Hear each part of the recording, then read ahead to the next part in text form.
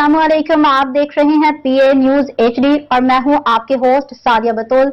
शामिल करते हैं आज की अहम खबरें। गुजरांवाला से खबर शामिल करते हैं। डिप्टी ब्यूरो चीफ मियां मोहम्मद शकील से वाबरा टाउन सोसाइटी की मौजूदा रजीम को जान के लाले पड़ गए। वाबरा टाउन के इलेक्शन के मुअत्तल शेड्यूल बहाल करवाने की सरतोड़ कोशिशें।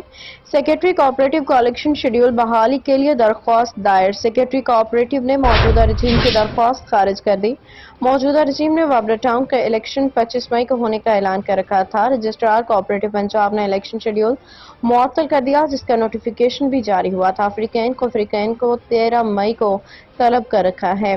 13 मई को तलब में अगर रजिस्ट्रार कोऑपरेटिव पंजाब में पेशी से पहले मौजूद रजीम ने हाई कोर्ट में दरख्वास्त दी, जिसमें कोई सुनवाई ना हो सकी।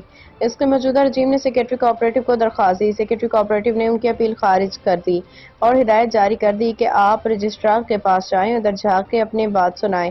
वाबरा टाउन वेलफेयर ग्रुप का कहना है कि मौजूदा रजीम परेशान है, उनको इलेक्शन से भागने नहीं देंगे। अब मौजूदा रजीम को दफ्तर खाली करना पड़ेगा, गैर जानिबदार इलेक्शन करवाना पड़ेंगे। मौजूदा रजीम की रातों की नींद उड़ गई और मौजूदा रजीम गैर कानूनी इकदाम करने लगी है, मगर उनको हर जगह नाकामी का सामना करना पड़ेगा। न्यूज स्टूडियो से अब तक के लिए इतना ही। मजीद खबरों और अपडेट के लिए देखते रहिए पीए न्यूज एचडी।